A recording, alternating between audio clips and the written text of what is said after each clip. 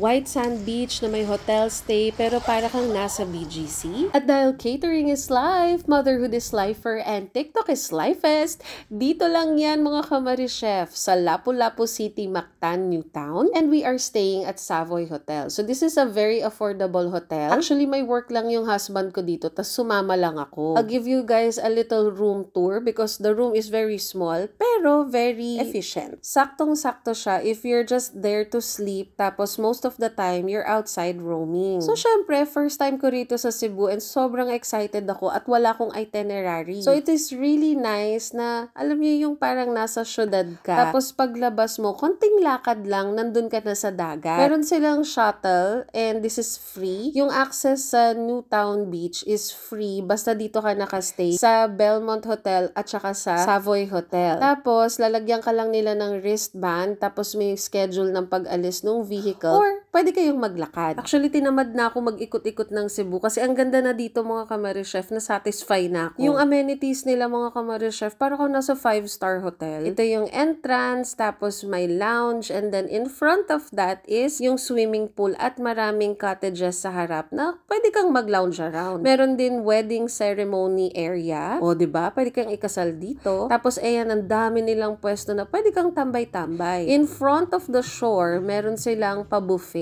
And the buffet is 899 pesos yata. I could be mistaken ha, pero nasa ganung range lang siya. At marami naman yung laman ng food at mukha namang masarap. Meron rin breakfast buffet na included sa hotel stay namin, pero hindi na namin siya nakain kasi tanghali na kami gumigising. Sa pagkakaalam ko mga Kamarichef ha, yung room rate namin sa Savoy Hotel ay hindi lalagpas ng 3,000 pesos. Tapos may access ka na sa ganitong amenities and mga Kamarichef, nasa sayo na lang yan. Kami ng asawa ko, we didn't want to eat buffet food kasi we wanted to explore food outside. Syempre, nasa Cebu ka na, diba? Tapos, ang daming Kamarichef dito. Promise, nagulat ako. Ayan, so, pangtawid gutom namin, we ordered pork chop with potato wedges at Caesar salad. Naghati na lang kami. O, direct to the point na tayo mga Kamarichef. Caesar salad is okay lang. Super sarap ng potato wedges. The pork chop is dry. Dapat naka-sous vide para moist. Tapos, tsaka nyo i-grill. Nakakastuck siya sa lalamunan. Lagyan nyo ng Mamacita barbecue marinade. Sayang naka-chimichurri pa naman siya. So, alam naman natin, pag pork chop, wala siyang marbling ng taba. Kaya mabilis mag-dry. Kaya kung nanonood ka man yung kusinero ng Mactan, Newtown Beach, you need to improve on this because it is expensive. At saka makunat kasi akong tao.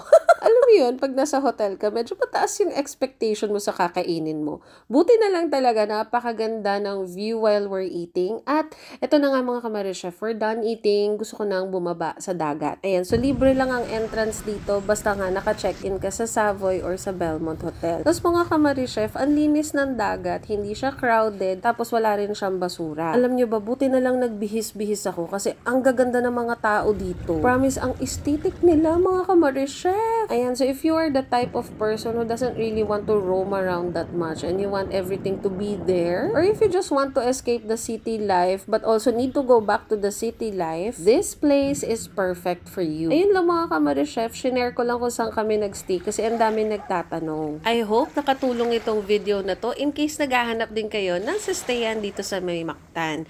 O yun lang mga Kamarichef, maliligo na ako. Bye-bye!